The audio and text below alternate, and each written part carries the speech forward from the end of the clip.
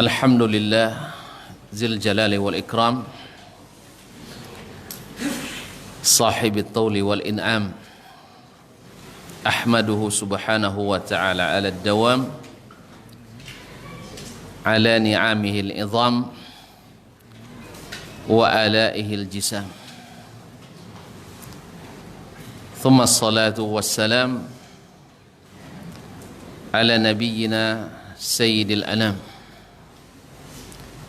وعلى آله وأصحابه الأعلام والبررة الكرام ومن تبعهم بإحسان ما تعاقبت الليالي والأيام أشهد أن لا إله إلا الله وحده لا شريك له الملك العلام وأشهد أن محمدًا عبده ورسوله أما بعد فأولى ما يفتتح به الكلام بمثل هذا المقام الوصية بتقوى الله عز وجل على الدوام وطاعته على مر العصور والأيام يا أيها الذين آمنوا اتقوا الله حق تقاته ولا تموتن إلا وأنتم مسلمون. Bapak-bapak dan ibu-ibu, saudara-saudara dan saudari-saudari, adik-adik dan anak-anak, para jemaah yang hadir di Masjid At-Taubah Bangkinang ataupun yang mendengarkan atau menyaksikan melalui media dimanapun berada, adalah nikmat besar dari Allah Subhanahu wa taala di saat kita dijadikannya rindu dengan majlis-majlis zikir dan ilmu. Karena majlis tersebut majlis yang dicari-cari oleh orang-orang saleh, oleh para malaikat, orang-orang yang dekat dengan Allah Subhanahu wa taala. Majlis yang dengannya Allah turunkan rahmat, Allah berikan ketenangan dan kenyamanan di dalamnya. Majlis yang menyebabkan iman kita bertambah, keyakinan kita semakin kokoh. Majlis yang mengikat tali persaudaraan iman, yang tidak ada tali yang mengikat di antara kita sekuat. Majlis yang menyebabkan dosa-dosa kita dihapuskan Allah Subhanahu wa taala. Sekalipun mungkin kita tidak paham atau hanya sekadar hadir, tapi kata Allah dalam hadis qudsi, ulaika qaumun la yashqa bihimul jalis. Mereka itu adalah orang-orang atau kaum, siapapun yang duduk dengan mereka tidak rugi atau tidak sengsara. Di majlis orang-orang di majlis ilmu dan zikir ini, walaupun sambil tiduran, insya Allah tidurannya bermanfaat. Apalagi kalau dengan penuh khusyuk mengingat Allah dan bersyukur kepadanya. Oleh itu saya mengajak diri saya, mengajak bapak-bapak dan ibu-ibu saya, saudara dan saudari, untuk mensyukuri nikmat yang besar ini. Mudah-mudahan Allah tambah amin ya rabbal alamin. Ma'asyiral muslimin, ma'asyiral muslimat, para jemaah yang hadir dimanapun berada, kita duduk seperti ini karena ada yang menunjuki kita, yaitu Nabi besar Muhammad sallallahu alaihi wasallam. Beliau punya jasa yang lebih besar dari jasa ibu dan ayah kita. Yang mana Allah berwasiat untuk berbakti pada orang tua, dan wasiat Allah kepada kita untuk berbakti dan menghormati dan menta'zim Nabi lebih besar daripada itu. Bahkan tidak sah kita masuk surga kecuali dengan menyebut nama Nabi sallallahu alaihi wasallam, yaitu dalam asy-syahadatain, asyhadu an la ilaha illallah wa asyhadu anna muhammadar rasulullah. Oleh itu, kalau kita senantiasa dianjurkan mendoakan ayah dan ibu kita, karena itulah yang diharapkan oleh mereka, khususnya setelah mereka mendahului kita, maka mendoakan Nabi kita sallallahu alaihi wasallam dengan mengucapkan selawat dan salam kepadanya harus lebih daripada sekedar mendoakan orang tua kita. Ma'asyiral muslimin dan muslimat, oleh itu marilah kita senantiasa mengucapkan selawat dan salam kepada baginda Rasulullah sallallahu alaihi wasallam, kepada para istri, keluarga dan keturunannya, para sahabat yang setia menemani dan beriman kepadanya, berjihad menegakkan agamanya, dan para tabi'in yang mengikuti mereka dengan baik, dan siapapun yang tegak istiqamah kokoh di atas jalan Nabi alaihi salatu wassalam sampai hari kiamat. Amin ya rabbal alamin. Kaum muslimin dan muslimat, untuk itu kita datang pada hari ini menghidupkan sunnah-sunnah Nabi alaihi salatu wassalam, yang salah satunya adalah menuntut ilmu. Jadilah kamu orang alim atau orang yang menuntut ilmu, atau orang yang dekat dengan orang yang berilmu, dan jangan jadi yang keempat, yaitu tidak berilmu, tidak menuntut ilmu, dan tidak dekat dengan orang berilmu tapi jauh dari orang yang berilmu. Ya, kadang-kadang apa cara ustaz ni tak masuk orangnya lah bakunya kan. Ya. Kalau baku semakin ditinggalkan semakin baku dia. Tapi mudah-mudahan dengan terus disiram, diasah, bahkan ditukui, mudah-mudahan jadi cair, insyaallah taala. Tetapi tadilah dekat saja itu sudah menguntungkan. Duduk saja sambil nyandar-nyandar, ngantuk-ngantuk juga menguntungkan, insyaallah taala. Ma'asyiral muslimin, ma'asyiral muslimat ni rahmati Allah Subhanahu wa taala. Kita masih bersama Imam An-Nawawi rahmatullahi alaih wa ala sairi ulama'ina al-kiram. Masih dalam babu al-yaqin wa tawakkul. Bab tentang yakin dan tawakal. Sudah berkali-kali kita ingatkan bahwasanya yakin dan tawakal ini adalah punya hubungan kausalitas, hubungan sebab akibat. Orang pasti tawakal bila yakin, dan orang yang yakin mesti bertawakal.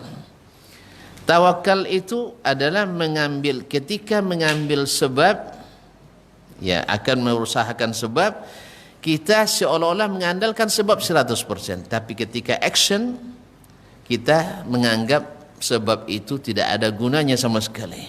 Itulah tawakal. Jadi ketika mengambil sebabnya, kita anggap itu sebab berhasil kita. Misalnya kita nak berilmu, pergi belajar, tapi di saat kita belajar, maka sebab itu seolah-olah tidak ada 100%, hanya taufik dari Allah SWT. Mudah-mudahan bisa dipahami ya. Ketika beladang, ketika mangku mampu, tentulah enggak. Membuka lahan, ketika membuka tu awak beranggapan ikolah sebabnya rezeki itu. Tapi ketika sudah mulai bertanam, kita katakan sebab itu tak ada gunanya kecuali dengan tawakal pada Allah Subhanahu wa taala. Bisa dipahami ya? Ketika kita bersiap untuk berjihad, kita siapkan ilmu, siapkan perlengkapan, kita anggap kita harus berhasil dengan ini. Tapi di saat berjihad, kita, sebab itu kita tanggalkan, kita serahkan pada Allah Subhanahu wa taala. Jelas? Ketika kau pergi melamar, nak lekau nak temo, piti, tu cara kata temo ya. Yang kedua harus sikit licin. Baju pakai ancak. Ini sebab bahawa itu yang akan membuat kita diterima. Sah? Betul? Kecuali temo nak temo tu lain lagi kan. Kalau dia nak lucu itu, temo nak temo cak lah. Jadi tak betul kau baju. Tak sampai masalah. Jadi kaum muslimin dan muslimat dirahmati Allah. Tapi ketika sudah sampai, tanggalkan seluruh sebab itu. Ya Allah, sekarang aku sudah usaha, sekarang aku serahkan semuanya kepadamu. Ya, kau temo cak lah, kau indak, ayatnya tak kenek sendiri. Kau muslimin dan muslimat dirahmati Allah. Itulah tawakal itu. Jadi kita buat sebab-sebab yang meyakinkan, dan ketika sudah sampai saatnya kita tanggalkan sebab itu, tak ada gunanya kecuali dengan izin Allah tabaraka wa taala. Itulah tawakal. Makanya sebab yakin tu harus kita usahakan. Bapa cara nak yakin, ilmu tak ada. Ilmu tak ada. Ya, bapa cara nak yakin, ilmu tak ada. Tak akan yakin. Dan bagaimana nak yakin bila seluruh informasi kita ragukan? Kan ada metodologi, harus ragu dulu sebelum diteliti, bukan sebelum diterima, sebelum diteliti. Tu apa cara meneliti ke langit tu? Ya tak? Apa cara meneliti kata langit? Jika langit ketujuh, langit ke satu tak sampai. Teliti dulu. Akhirnya lahir tokoh-tokoh, ilmu tokoh-tokoh rajin. Yakin dah? Tak akan yakin. Ya baik. Dan kau usah motor dan tu ndak pun nak balati montir. Langsung buka yakin, apa yakin jadi tu? Tak bisa. Tak akan yakin. Tapi kalau sudah pernah belajar, kalau putih masuk mesin, masalah di aki kan? Ya. Atau di pompa minyak. Kan pernah belajar sekenek tu nya? Sekenek tu nya. Tapi kalau bokeh ahli lain. Jadi itulah sebabnya kaum muslimin, maka usaha kita harus ada untuk mendatangkan keyakinan itu. Makanya Allah bukan matwa, Allah menganjurkan kita berusaha untuk mengambil sebab itu. Kalau tidak kan yakin lah. Tidak kan? Yakin. Salah satu sebabnya adalah menerima berita dari Al-Quran dan hadis Nabi alaihissalatu wassalam. Maka ada Al-Quran banyak sekali contoh-contoh, di hadis banyak contoh-contoh seperti yang akan kita dengarkan atau setelah kita dengarkan sebagian akan kita dengarkan dari hadis-hadis yang dibawakan oleh Imam An-Nawawi rahmatullahi taala alaihi. Qala rahimahullah ar-rabi', yani al-hadithur rabi', hadis yang keempat dari bab ini, hadis ke-77 dari awal kitab. Qala an Abi Hurairah radhiyallahu taala anhu an Nabi sallallahu alaihi wasallam qala yadkhulul jannata aqwamun afidatuhum mithlu afidati at-tayr. Rawahu Muslim.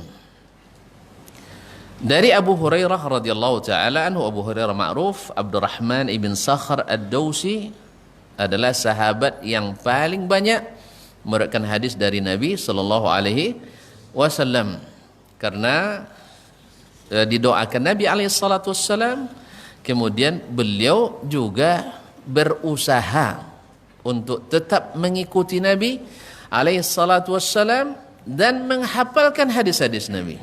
Jadi tidak hanya mengandalkan doa Nabi alaihi salatu wassalam. Beliau mengikuti kemana Nabi pergi, sampai-sampai bila beliau tidak ada diketahui oleh Nabi alaihi salatu wassalam. Kalau ada tahu ya hadir, tu tiba-tiba tidak hadir. Nampak kan? Tapi kalau jangan hadir pun tak jalir, apalagi tidak hadir. Jadi kaum muslimin dan muslimat dirahmati Allah. Orang-orang yang, jadi Abu Hurairah ketika tidak kelihatan ditanya oleh Nabi sallallahu alaihi wasallam. Pernah suatu hari Abu Hurairah dia junub tentunya ya. Lah ya? Tidak perlu jalan kan? Nah, junub. Waktu itu dia berjalan di belakang dengan Nabi alaihissalatu, tiba-tiba ingat belum mandi. Berarti dalam keadaan berhadas. Maka beliau sangat segan berhadapan dengan Nabi karena menganggap ucapan Nabi itu perkataan suci. Karena dia wahyu kan. Maka ketika itu dia tidak mau mendengarkan atau segan bersama Nabi sallallahu alaihi wasallam dalam keadaan berhadas. Jadi Abu Hurairah segan dalam keadaan berhadas, apalagi hadas besar. Mungkin itulah yang dipahami oleh Imam Abdurrahman ibn Mahdi wafat 998, atau Imam Malik bin Anas wafat 179, atau Al-Auza'i wafat 170 dan seterusnya. Mereka ini tidak menyampaikan hadis Nabi kecuali dalam keadaan bersuci. Imam Malik lebih lagi, kalau diminta menyampaikan hadis, dia ganti baju dulu. Dan kalau sempat mandi, kalau tidak berwudu. Lalu dia duduk dengan khusyuknya, sampai diceritakan oleh muridnya ketika itu dia digigit oleh bukan serangga apa no? Nancan ekor apa nama? Kala jengking. Kala jengking. Ya, kalo. Tuan-tuan tentu tidak ada yang ahli ilmu kalo? Tidak. Kamu pernah membaca artikel tentang perkalaan? Ya, tentang kalo. Maka kala jengking yang paling dahsyat racunnya adalah kala jengking padang pasir. Ya, sama juga singo padang pasir nampak ya. Jadi kaum muslimin dan muslimat rahmati Allah. Jadi kala jengking, beliau karena menghormati hadis Nabi menahan sakitnya itu sampai berkeringat, beliau menahan sakit. Baru setelah selesai menyampaikan hadis baru inilah Imam Malik rahimahullah. Nah, Abu Hurairah radhiyallahu anhu karena takut dalam keadaan tidak bersuci, maka dia pankhanastu, saya mundur secara diam-diam. Mundur secara diam-diam. Kenapa tidak permisi? Juga takut mengganggu Nabi alaihissalatu wassalam. Begitulah mereka menta'zim Nabi alaihissalatu wassalam. Kaum muslimin. Nah, ketika itu Abu Hurairah ditanya, di mana kamu? Lalu dia jelaskan. Lalu lahir pula hadis yang menjadi, makanya perbuatan sahabat itu menjadi ilmu bagi kita. Wa Nabi alaihissalatu wassalam mengatakan, innal muslima la yanjas aw la yanjus. Seorang mukmin itu tidak bernajis walaupun dia dalam keadaan berhadas. Nah, kaum muslimin dan muslimat dirahmati Allah. Itu Abu Hurairah radhiyallahu taala qala yadkhulul jannah, qala 'an Nabi sallallahu alaihi wasallam, dari Nabi sallallahu alaihi wasallam, yadkhulul jannata qaumun afidatuhum kat-tayri aw ka afidatit tayri aw mithlu afidatit tayri. Akan masuk surga ya beberapa kaum, aqwamun, beberapa kaum, qulubuhum, hati-hati mereka, asli bahasanya jantung-jantung mereka, tapi karena sudah terjemahnya sudah hati sejak dulu, terpaksa kita ikuti aja apa yang sudah mentradisi kan tidak masalah ya. Nah, jadi hati-hati mereka, maksudnya jantung-jantung hati mereka, ka'af au mithlu afidatit tayri, seperti jantung atau hati-hati tair yang terbang, burung, seperti hati-hati burung. Subhanallah. Jadi salah satu yang menyebabkan seseorang masuk surga, hatinya seperti hati burung. Bagaimana hati burung? Sebagian seperti kata imam atau perawi atau Imam An-Nawawi rahimahullah ta'ala, qila ma'nahu mutawakkilun. Dikatakan hati mereka itu orang-orang yang tawakal. Ini ditafsirkan dengan hadis Nabi alaihissalatu wassalam yang akan disebutkan oleh Imam Nawawi nanti. Law annakum tawakkaltum 'ala Allahi haqqa tawakkulih la razaqakum kama razaqat tayr atau kama yarzuqut tayra taghdu khimasan wa taruhu bitanah. Kalau kalian, hati kalian itu benar-benar tawakal kepada Allah, benar-benar bersandar kepada Allah, Allah pasti akan memberi kalian rezeki. Subhanallah, la razaqakum, memberi rezeki. Kenapa rezeki disebut? Tidak beri makan, karena rezeki itu banyak, bukan hanya makan. Ya, rezeki itu kan banyak, kita rezeki itu makan ya. Memang pada umumnya nikmat terbesar itu makan. Ya, masuk minum kali. Apa sebab nikmat terbesar makan dan minum? Dek konyang dek? Bukan. Sebab makan dan minum menghindari kita dari musibah terbesar. Apa musibah terbesar? Ya mati. Iya enggak? Jadi cara nak jen mati salah satunya ya makan. Kemudiannya makan anak mati, yang tak makannya kayak gitu kan. Kalau ada anak tak mau makan dibilang mau mati kamu. Iya. Kayak gitu. Artinya itu sudah masyhur bahwa sebab kita tetap hidup makan. Jelas? Makanya Allah sebut rezeki, kenapa disebut makan selalu menjadi sebutan utama? Karena memang kalau meninggalkan makan datang musibah paling besar. Kaum muslimin dan muslimat dirahmati Allah. La razaqakum. Allah pasti beri kalian rezeki. Semuanya. Jadi bukan hanya sekedar makan. Keamanan, kenyamanan, tak tersesat di jalan. Seperti Allah beri rezeki burung. Di waktu paginya, apa waktu paginya? Nak ada isi pawit kan? Awak jaga lolok kan langsung litak biasa. Ha? Apalagi biasa makan tengah malam. Itu malam tak makan. Pagi lapar. Lalu keluar dari sangkarnya atau keluar dari sarangnya, dan dalam keadaan lapar, lalu kembali pulang dalam keadaan kenyang. Ini tafsiran yang pertama. Bahwasanya burung saja yang tidak punya pendidikan tinggi, ya, iya enggak, ungge, pernah kuliah? Hah? Enggak pernah kuliah. Tapi subhanallah, alhamdulillah, bisa makan, bisa beranak, bisa berumah. Awak lah istiqol ni berumah. Ini memang enggak apa debu senul. Kaum muslimin dan muslimat dirahmati Allah Subhanahu wa taala. Jadi burung yang begitu Allah jamin.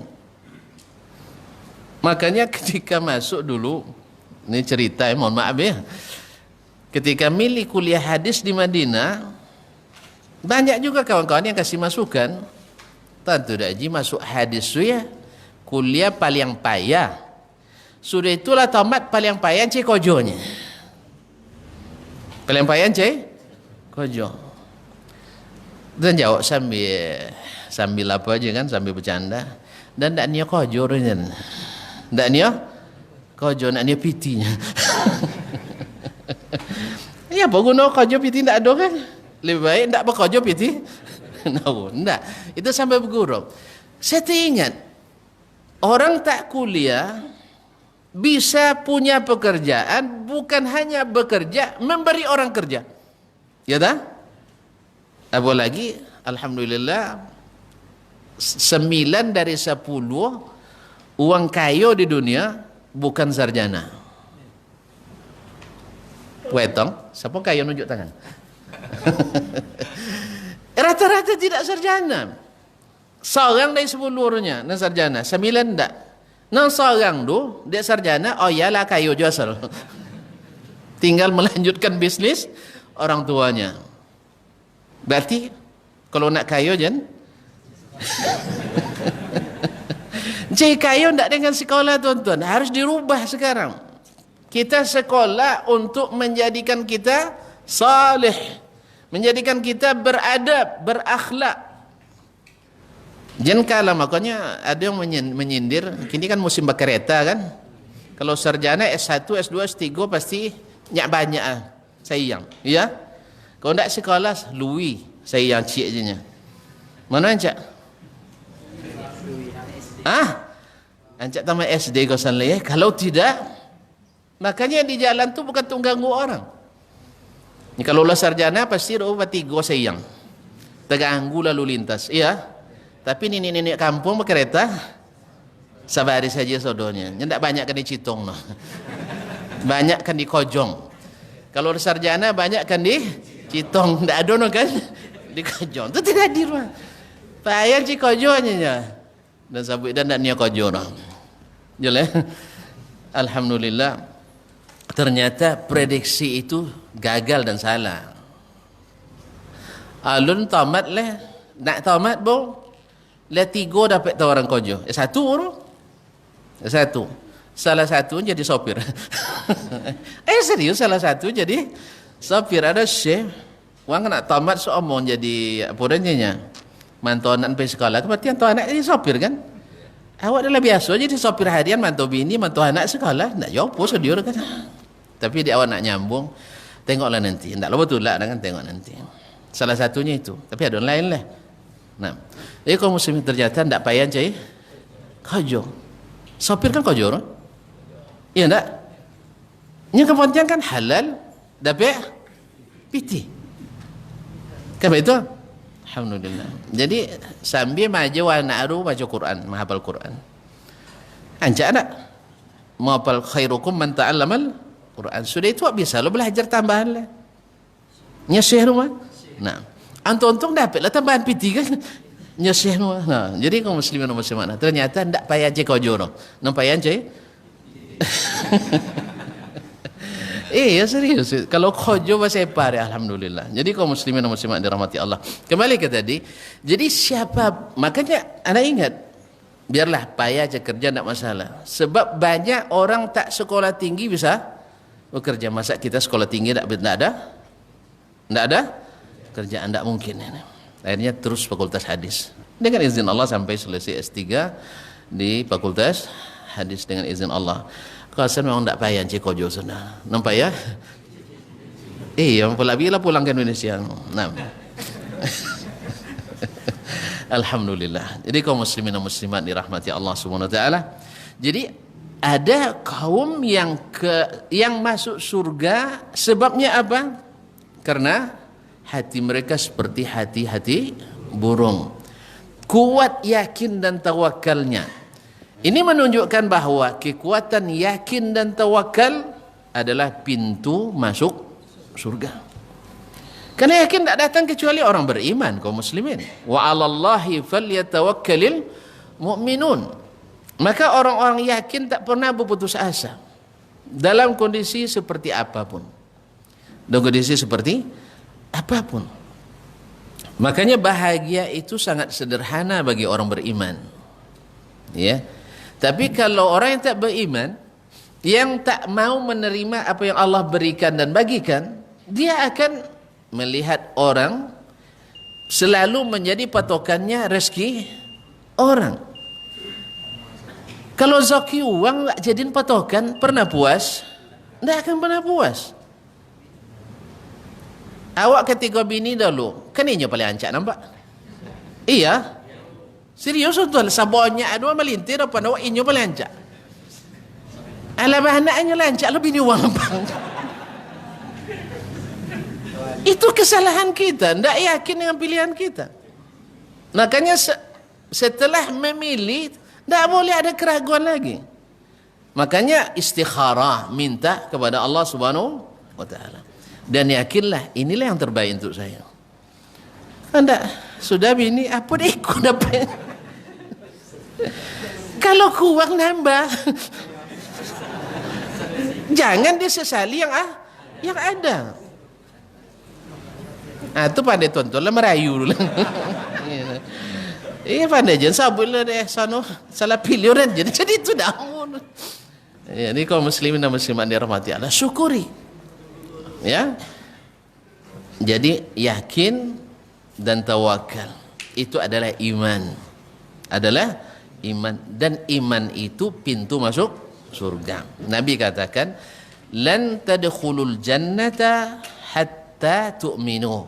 Kalian takkan masuk surga sampai kalian beriman. Walan tu'minu hatta tahabbu. Kalian takkan pernah beriman sampai kalian saling mencintai, bukan saling mencurigai. Kalau masih saling hasad, saling dengki, berarti belum beriman kaum muslimin, belum sempurna imannya. Makanya Nabi katakan tidak sempurna, tidak bertemu hasad dengan iman dalam hati seseorang. Kalau masih ada hasadnya, imannya kurang. Ya, maka salah satu detektor iman tak berimannya seseorang, lihat kalau masih tinggi hasadnya, setinggi apapun, sepandai apapun, berarti masih kurang imannya. Apa ciri orang hasad? Tidak payah nur. Tidak payah nah? Asal ada orang senang, hanya susah. Iya nak? Asal ada orang susah, hanya senang. Apa tanda? Ada orang buat salah, potong tangan nah. Tapi ada orang buat batu, cece cara yang untuk menjatuhkan. Hasad tak? Hasad. Mudah sekali mendeteksi hasad itu. Ketika orang batu, diondong dah. Ketika orang salah, dikalun dah. Iya. Jadi ketika orang salah, ketika orang menderita, dia bergembira, tepuk tangan. Ketika orang senang, ketika orang benar, dia iya, sakit polo. Jadi kaum muslimin dan muslimat, berarti ini masih ada hasad dalam diri kita kaum muslimin dan muslimat dirahmati Allah. Dan sayang memang kata Imam Ibnul Qayyim rahimahullah, bahwa hasad itu yang paling dahsyat di kalangan orang-orang yang bukan berilmu, orang yang mencari ilmu. Sayang, beliau tidak menyebut ulama, tapi menyebutkan di antara orang-orang yang berkecimpung dalam ilmu. Di kalangan pedagang ada saling hasad, ada. Iya sah? Ada. Di antara pelajar ada. Di antara pemain, olahragawan, atlet ada. Ya. Apa dia banyak gaji berdoanya? Ya gaji lah 3 miliar seminggu. Ada kawan 3 miliar, 1 juta. Apa dia? Ya. Ada 3 miliar gaji saya. Seminggu. Pemain bola. Nah, pemain bola. Kaum muslimin dan muslimat dirahmati Allah. Seminggu 3 miliar, bang. Awak tak pernah tengok kecuali ongko. Nah. Jadi kaum muslimin dan muslimat dirahmati Allah SWT.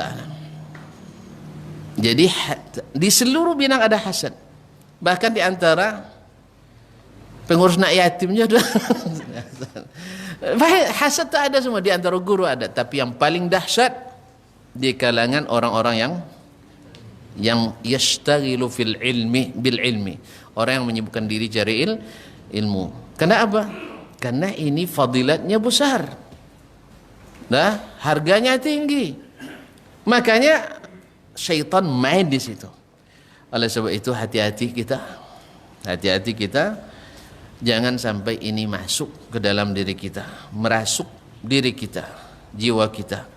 Apa sebab kaum muslimin dan muslimat? Karena kita tidak beriman dan tidak ridha dengan apa yang Allah bagikan untuk kita. Oleh itu, obat yang paling manjur di situ adalah kalau kita jadi korbannya, jangan dilawan. Sebab dilawan, kata Imam Ibnul Qayyim, seperti api. Dikipe tambah gosang. Jadi ambuil tambah gosang. Iya, tambah nyalo. Atau jadi umban coba kayu, tambah api kan. Tapi biarkan. Maka api itu sifatnya habis bahan bakarnya saling padam sendiri, memakan sendiri. Oleh sebab itu, kalau tuan-tuan menjadi korbannya jangan dipegosang.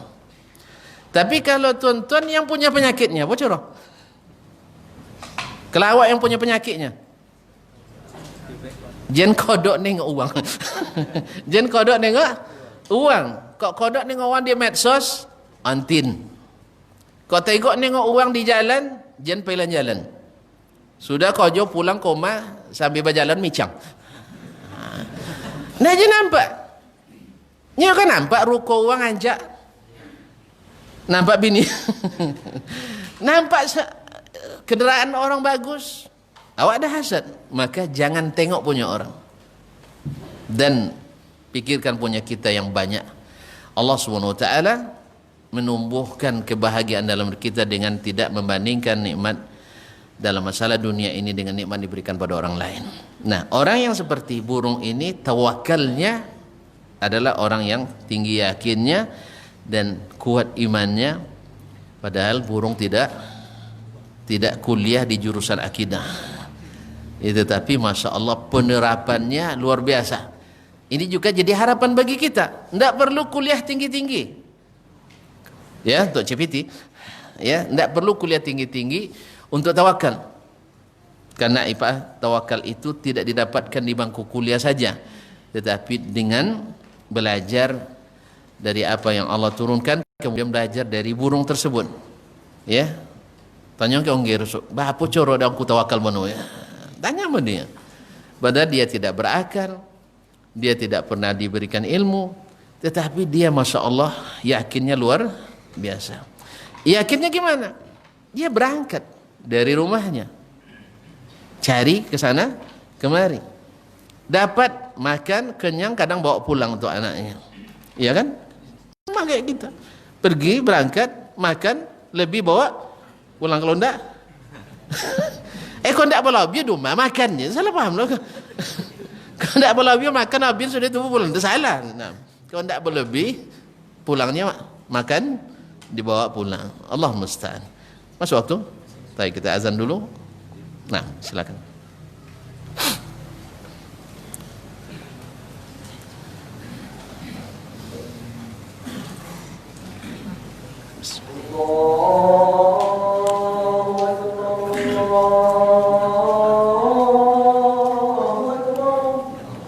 Allah.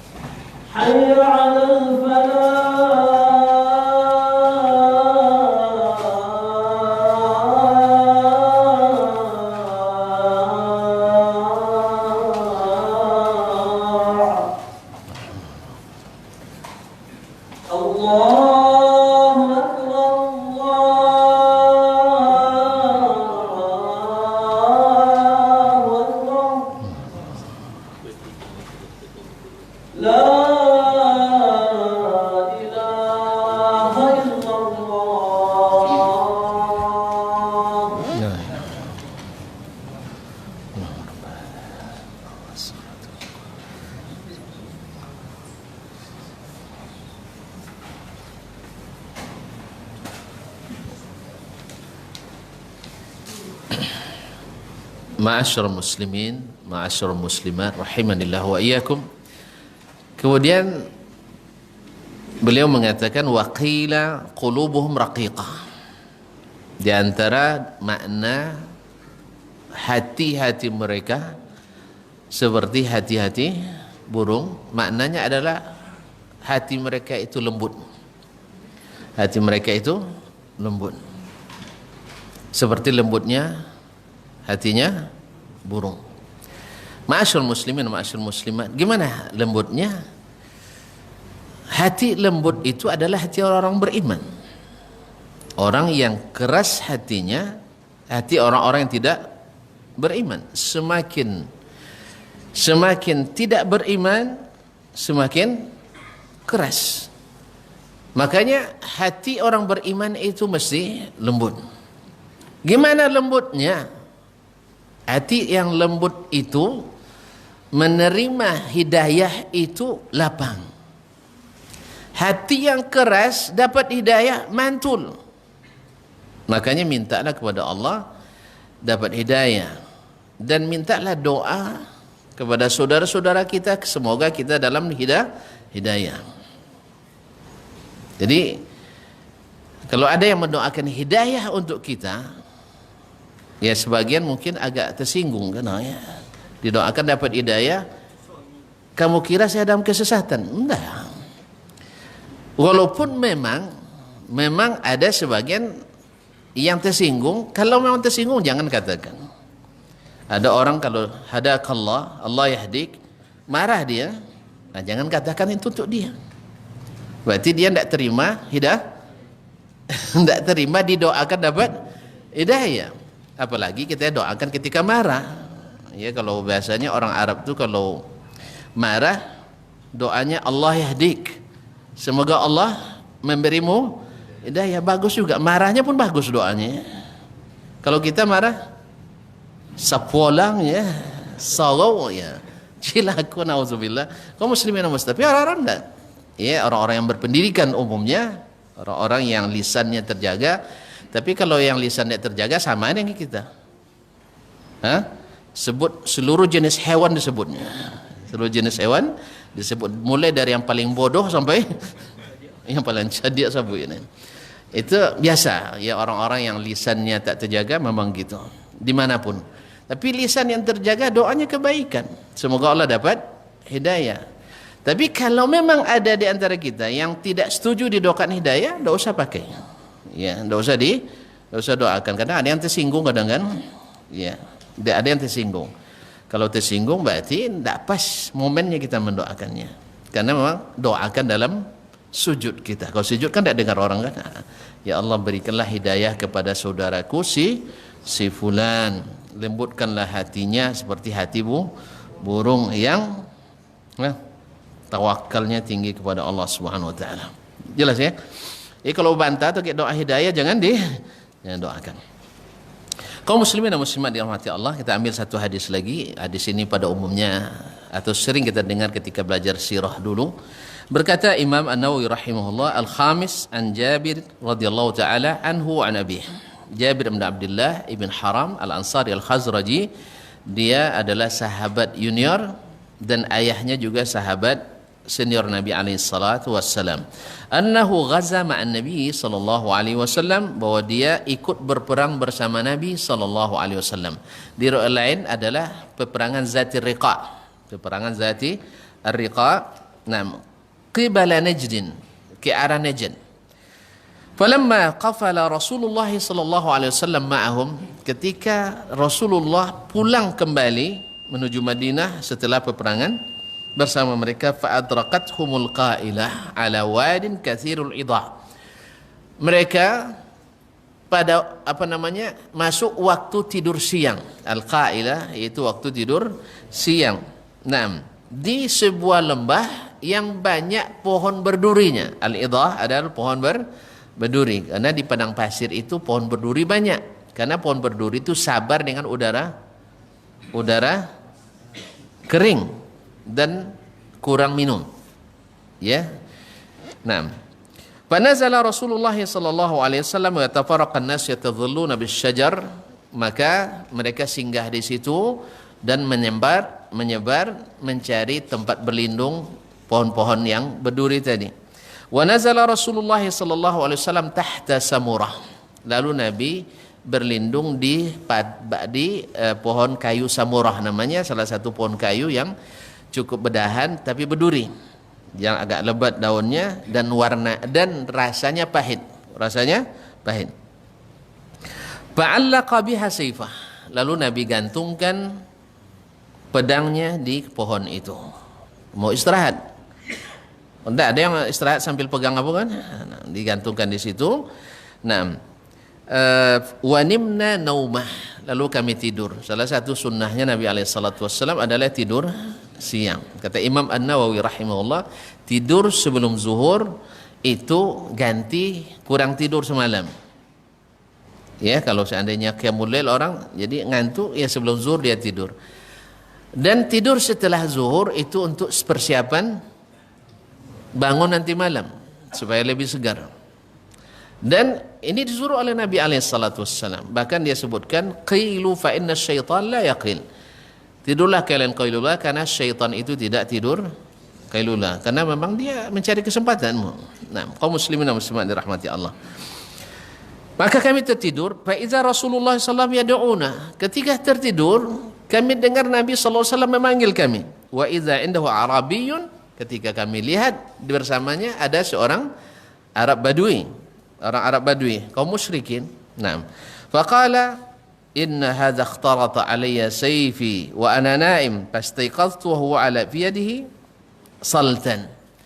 Ini orang mengambil pedang saya dan menghunusnya ketika saya sedang tidur. Lalu saya terbangun tiba-tiba dan saya dapatkan pedang dalam keadaan terhunus di tangannya. Qala may yamna'uka minni? Siapa yang bisa menghalangimu dariku? Artinya siapa yang bisa melindungimu dari saya saat ini? Nabi sedang terlentang tidur, pedang di tangannya.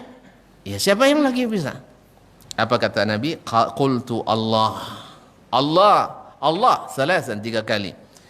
Walam yu'aqib huwa jalas.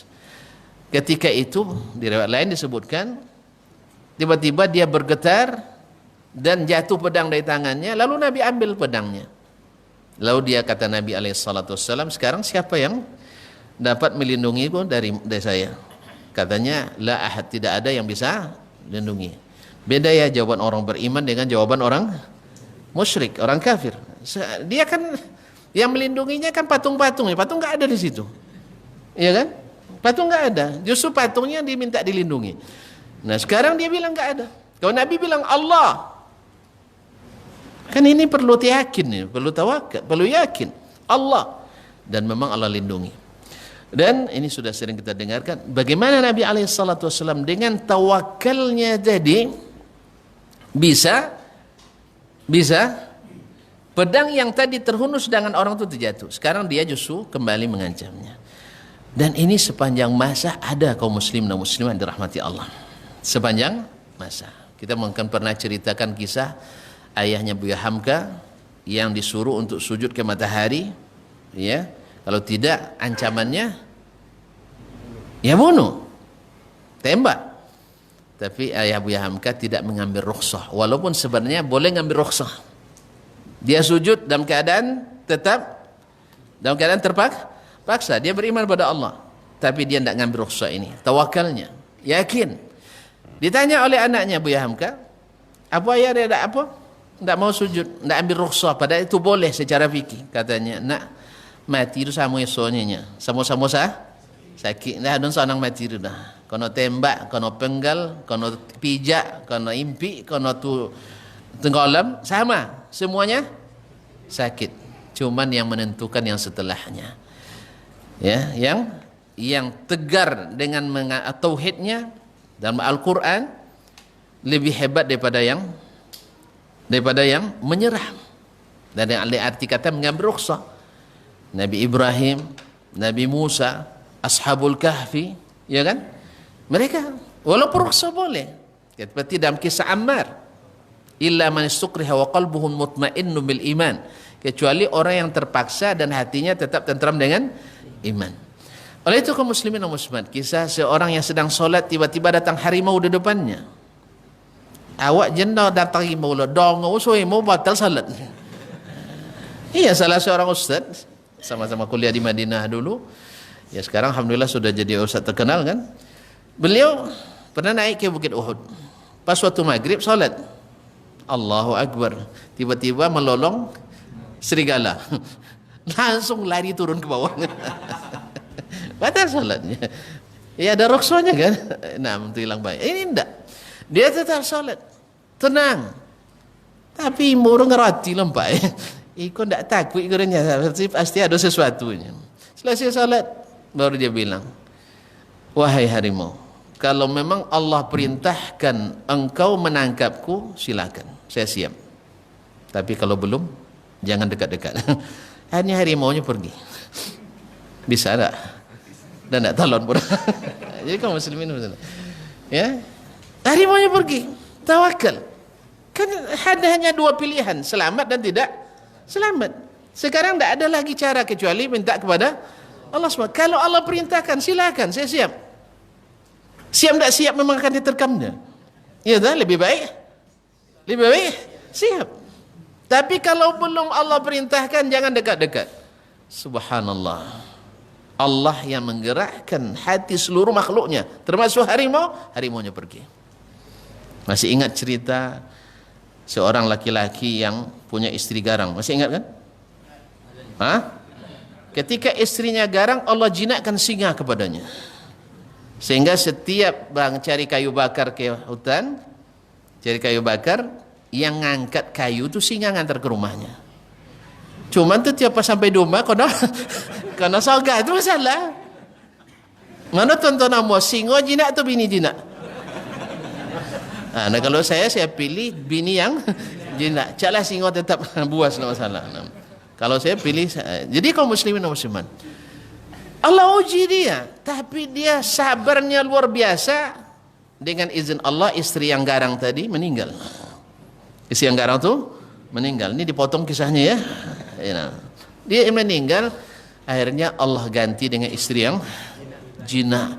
Akhirnya singa kembali garang. Kaum muslimin dan muslimat, maka yakinlah kalau Allah pilihkan antum istri-istri yang garang, berdoa sama Allah mudah-mudahan. Terserah doanya lah. Ya. Doakan banyak. Ya Allah, lunakkan hati istri, kan doa juga. Ya Allah, tambahkan. Iya, sekali dapat garang, sekali dapat. Itu urusan. Makanya pada para istri yang garang-garang, tolong ini, jangan sampai suaminya berdoa, sebab doa orang yang teraniaya makbul. Doa orang yang teraniaya makbul. Dan sebagai penutup, untuk meyakinkan kita dengan tawakal ini, ya banyak kisah-kisah orang-orang yang tawakal kaum muslimin. Di antaranya seperti yang ceritakan Syekh Umar Abdul Kafi tentang seorang pejuang, seorang mujahid dari Libya yang pernah berjihad melawan penjajah Italia. Italia menjajah Libya dulu. Banyak para pahlawan, para mujahidin di situ. Di antara yang biasa kita saksikan adalah Syekh Umar Al-Mukhtar rahimahullah ta'ala. Ketika dia menghadapi orang-orang Italia dengan senjata yang sangat super sederhana, akan menghadapi pesawat tempur. Lalu disampaikan kepada Syekh, kan ada juga para kacung-kacung, tahu kacung? Hah? Para apa istilahnya? Hah? Para pengkhianat perjuangan. Lalu dikatakannya, para munafikin yang menyeberang ke musuh, untuk apa lagi menyerah aja lah, kan Italia itu ingin memakmurkan negeri kita, gitu ya, ingin membangun infrastruktur misalnya, ingin membangun negeri kita. Ada yang pemikiran seperti itu, nak jual negaranya kepada asing waktu itu. Lalu disampaikannya, Syekh, antum pakai kuda, orang tuh pakai pesawat katanya, pesawat tempur. Gimana Syekh? Awak pakai keretanya, awak pakai pitabang. Boleh tolak melawan? Nyarah aja lah ya. Nyarah aja lah. Ini punya sodok. Tapi apa kata Syekh Umar Mukhtar? Makanya orang-orang yang tawakal dan yakin itu perkataannya musib, benar, hikmah. Karena dia ikhlas dalam perjuangannya. Orang ikhlas itu selalu melahirkan hikmah. Apa katanya? Dia nanya, ya Syekh, pesawat tempur itu di bawah aras atau di atas aras? Hah? Tuan-tuan, bawah aras. Masih jauh di bawah aras katanya. Iya tak? Tidak usah takut. Sebab yang di atas aras bersama kita. Mantap. Mantap. Maka yakinlah Allah di atas aras. Kau tidak yakin, tidak akan yakin. Orang yang lemah keyakinannya kepada Al-Quran dan Sunnah, maka akan berbuah lemahnya tawakal dan yakin. Jawabannya mantap ya. Kalau memang pesawat-pesawat itu masih jalannya, terbangnya di bawah aras, berarti masih di bawah pantauan yang di atas aras. Nah, tidak usah takut. Kita bersama yang di atas aras. Alhamdulillah. Yakin? Yakin? Maka tawakkal ala Allah wa 'ala Allahi falyatawakkalul mutawakkilun. Bertawakkallah kepada Allah, karena kepada Allah lah orang-orang yang bertawakal itu mesti menyandarkan diri kepadanya. Makanya tidak usah takut. Ya, orang bikin nuklir, orang bikin merkapa, orang bikin F-16, B1 saja. Nah, dengan pesawat siluman, dengan drone dan sebagainya. Sanang nih ya sih. Suo corona datang lihat.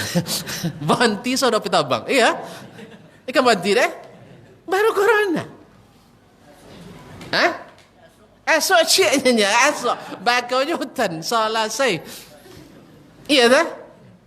Atau doa kalau hujan tahu je tengah alam. Makanya tidak perlu takut. Tidak perlu takut. Sebab nanti Dajjal yang begitu canggih, katanya pesawat pengintai Dajjal dah sampai ya. Kaum muslimat. Itu akan dibunuh oleh Nabi Isa pakai apa? Khanjar. Sejenis keris. Senjatanya orang Yaman. Yang di depan letaknya. Memang orang pemberani itu senjata depan, jangan di belakang.